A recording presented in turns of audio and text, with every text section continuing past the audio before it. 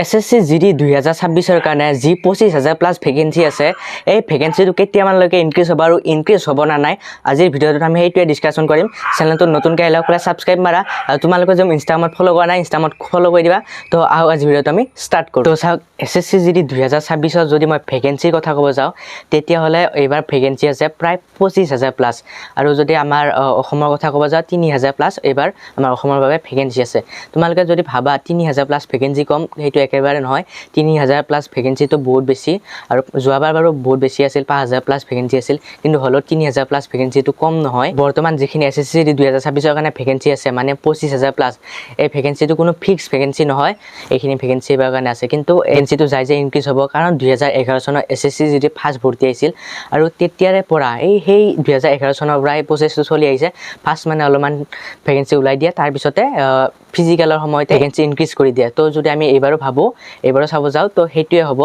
SSC GD 2026 কাৰণে vacancy যিখিনি আছে 25,000 এই ভেকেন্সি যায় ৰিজাল্টৰ পিছত যেতিয়া তোমালোকৰ ৰিজাল্ট আহিব তাৰপিছত মানে ফিজিকেল হোৱাৰ আগে আগে বা ফিজিকেলৰ টাইমত ইনক্ৰিজ হ'ব কিন্তু ফিজিকেলৰ পিছত নহয়। কাৰণ মই কথাটো কৈ দি আছোঁ ফিজিকেলত মানে সেই মানে ভেকেন্সি যেতিয়া ইনক্ৰিজ হ'ব সেই মানে ভেকেন্সিটো চাইহে ইনক্ৰিজ হোৱা মানে ভেকেন্সি চাইহে তোমালোকৰ ফিজিকেলৰ কাৰণে মাতিব।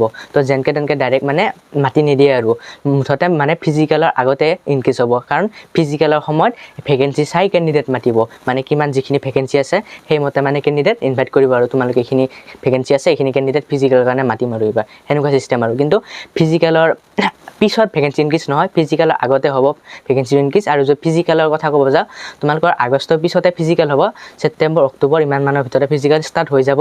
আৰু ক'ব গ'লে এইবাৰ এছাম পুলিচ SSC GD ফিজিকেলো চাগে একেলগে হ'ব কাৰণ এছাম পুলিচৰ শুনিব পৰা মতে অক্টোবৰ মানত হ'বই বোলে অক্টোবৰ নৱেম্বৰৰ ভিতৰত এনেকৈ হ'ব আৰু তো সেইমতে চাব গ'লে SSC GDৰ ছেপ্টেম্বৰ অক্টোবৰত ক'ব গ'লে এছাম পুলিচ আৰু এইবাৰ SSC GD ফিজিকেলটো একেলগে হ'ব। সেইকাৰণে তোমালোকে এতিয়া এছাম পুলিচৰ যদি ফিজিকেলৰ কথা ক'ব 3 মাহমান হাতত সময় আছে 2-3 মাহ আৰু যদি SSC GD কথা কওঁ SSC GDটো 2 মাহমান সময় আছে। তো তোমালোকে এতিয়া ফিজিকেলৰ কাৰণে বহুত বেছি জোৰ দিয়া কাৰণ এতিয়া যিখিনি সময় আছে তোমালোকৰ হাতত সেইখিনি ফিজিকেলৰ কাৰণে সময় লাগিয়ে যাব। এতিয়াও যদি তোমালোকৰ সময় বৰবাদ কৰা তেতিয়াহ'লে কিন্তু ফিজিকেলত যেনেকৈ কেণ্ডিডেটবিলাক ৰৈ যায় অলপ টাইমৰ কাৰণে কেই ছেকেণ্ডৰ কাৰণে তোমালোকৰ কিন্তু এনেকুৱা গতি হ'ব যদি তোমালোকে এতিয়াও ফিজিকেলৰ কাৰণে প্ৰিপেৰেশ্যন ষ্টাৰ্ট কৰা নাই। তো চাওক এতিয়া এইটো জুলাই মাহ চলি আছে জুলাই মাহ পৰি গ'ল। তো জুলাই মাহটো ধৰিলে আগষ্ট মাহটো আগষ্ট জুলাই তোমালোকে আগষ্টতে ফিজিকেলৰ বাবে সম্পূৰ্ণৰূপে সাজু হৈ থাকিব লাগে। তাৰ আগষ্টৰ যেতিয়া তেতিয়া মাতি দিব পাৰে আগষ্টৰ পিছত আৰু তোমালোকে সেইকাৰণে এই 2 মাহৰ ভিতৰতে পূৰা সাজু হৈ থাকিব লাগিব তোমালোকে টাইম মিলাব লাগিব। তো 2 মাহ সময়টো তোমালোকৰ পূৰাপূৰি লাগি যাব। আৰু এইফালে যোনে যোনে এছাম পুলিচৰ এপ্লাই কৰিছা সেইসকলেতো কথা ক'ব নালাগে। তোমালোকে চাওক অক্টোবৰত হ'লে এছাম পুলিচৰ ৰানিংটো কিমান বেছি হাৰ্ড হয়। SSC GDৰ পৰা এছাম পুলিচৰ ৰানিংটো বহুত বেছি হাৰ্ড হয়।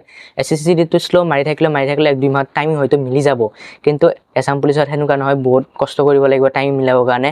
তো সেইকাৰণে কৈ আছোঁ তোমালোকে যোনে যোনে এছাম পুলিচত এপ্লাই কৰিছে আৰু যিসকলৰ ৰিজাল্ট বেয়া হৈছে SSC GDৰ মানে স্ক'ৰ কমকৈ আহিছে এনচাৰ কিট তো তোমালোকে এছাম পুলিচত এতিয়া জোৰ দিয়াটো বহুত বেছি দৰকাৰ। কাৰণ এছাম পুলিচত যদি এতিয়া তোমালোকে ফ'কাছ নকৰা তোমালোকৰ কিন্তু বহুত সময় লছ হৈ যাব। SSC GDটো তোমালোকৰ স্ক'ৰ বেয়া হ'লে তো এইফালে এছাম পুলিচত যদি ফিজিকেল এতিয়াৰ পৰা সাজু নোহোৱা তো এই লাষ্টত ফিজিকেলো বেয়া হ'ব ফিজিকেলতো ফেল হৈ যাবা এইফালেও নহ'ব এইফালে নহ'ব ক'বলৈ বছৰ বৰবাদ আৰু নতুন ভেকেন্সি অহালৈকে ৰখি থাকা। আৰু এটা কাম কৰিব পাৰা তোমালোকে যিসকলৰ এক্সাম বেয়া হৈছে সেইসকলে 2027 কাৰণে প্ৰিপেৰেশ্যন ষ্টাৰ্ট কৰি দিয়া SSC GD আৰু ইতিমধ্যে চেনেলবিলাকত SSC 2027 কাৰণে প্ৰিপেৰেশ্যন ষ্টাৰ্ট হৈ গৈছে। তো তোমালোকে 27 কাৰণে প্ৰিপেৰেশ্যন ষ্টাৰ্ট কৰি দিয়া। আৰু তোমালোকে যদি এছাম পুলিচত এপ্লাই কৰিছা তেতিয়াহ'লে মোৰ মতেতো তোমালোকে এতিয়া এছাম পুলিচৰ ফিজিকেল আৰু এছাম পুলিচৰ প্ৰিপেৰেশ্যন বেছিকৈ ফ'কাছ কৰা দৰকাৰ যদি এপ্লাই কৰিছা। কাৰণ এছাম পুলিচৰ ফিজিকেল হ'বই অক্টোবৰ তাৰপিছত আৰু এক্সামো হ'ব।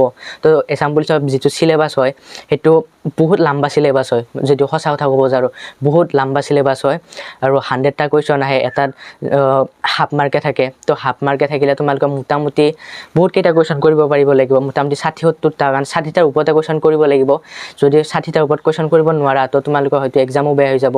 তো সেইটো কাৰণে কৈ আছোঁ তোমালোকে মুঠতে এতিয়া যদি এছাম পুলিচত এপ্লাই কৰিছা এছাম পুলিচত পূৰা ফুল ফ'কাছ কৰা পঢ়াটো আৰু লগতে ফিজিকেলৰ এতিয়াতো পূৰা প্ৰিপেৰেশ্যন চলাই যোৱা এছাম পুলিচৰ লাগিলে হওক বা SSC GD লাগিলে হওক এতিয়া মুঠতে সময় লছ নকৰিবা তোমালোকে। তো হৈ গ'ল তোমালোকে গম পাই গ'লা SSC 2026 ভেকেন্সি ফিজিকেলৰ টাইমত মানে ইম্প্ৰুভ হ'ব মানে ফিজিকেলৰ আগে আগে কাৰণ ফিজিকেলৰ পিছত নহয় ফিজিকেলৰ আগে আগে যেতিয়া ইম্প্ৰুভ হ'ব সেইমতে ফিজিকেলৰ কেণ্ডিডেট মাতিব।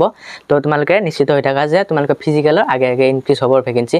আৰু 2011 চনৰ পৰা যদি হৈ আহিছে তো এইবাৰো হ'ব। তোমালোকে ইমান টেনশ্যন লৈ নাথাকিবা যে ভেকেন্সি কম আছে আৰু অসমৰ কাৰণে 3,000 প্লাছ ভেকেন্সি আছে এইখিনিও কিন্তু কম ভেকেন্সি নহয় 3,000 প্লাছটো।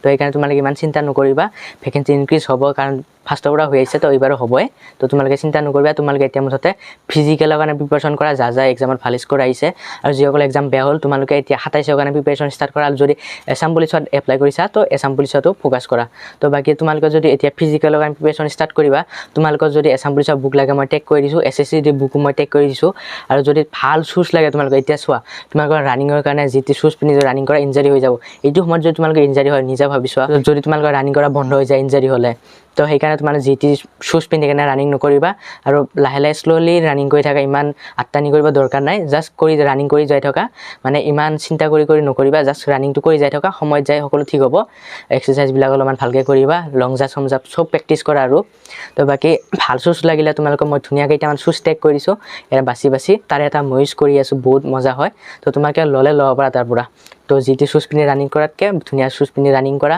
ইনজাৰিৰ পৰা বাচা আৰু তোমালোকে মোক কমেণ্ট বক্সত কমেণ্ট কৰি কোৱাচোন তোমালোকে ফিজিকেলৰ কাৰণে প্ৰিপাৰেশ্যন চলাই আছা নে নাই আৰু যদি তোমালোকে এছাম পুলিচ SSC কাৰণে ফিজিকেলৰ প্ৰিপাৰেশ্যন চলাই আছা তেতিয়াহ'লে তোমালোকৰ টাইমিং কিমান লাগি আছে তোমালোকে কমেণ্ট কৰি জনোৱা আৰু যদি তোমালোকে চলোৱা নাই তেতিয়াহ'লে এতিয়াৰ পৰা চলাই যোৱা সময় লছ নকৰিবা 2 মাহ হাতত সময় আছে 2 মাহ সময় কিন্তু লাগি যাব দেই তো সেইকাৰণে সময় লছ নকৰিবা বাকী আজি ভিডিঅ'টো তুমি মানে আছিলে চেনেলটো নতুন সকলে ছাবস্ক্ৰাইব মাৰা আৰু তোমালোকৰ যদি কিবা পাৰ্চনেল কুৱেশ্যন থাকে তো মোৰ ইনষ্টাগ্ৰামত ডাইৰেক্ট কৰিবা ইনষ্টাগ্ৰামৰ লিংকটো ডেছক্ৰিপশ্যনত দিয়ে দিছোঁ তো বাই বেলেগ ভিডিঅ' লগ পাই আছোঁ জয় হিন্দ